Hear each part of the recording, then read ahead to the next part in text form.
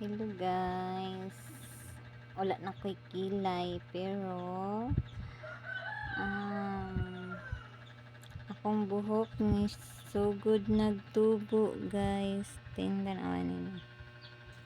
Oh, di ba?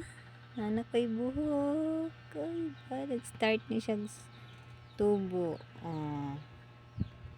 Ba happy na ko. Pero akong milok wala akong kilay.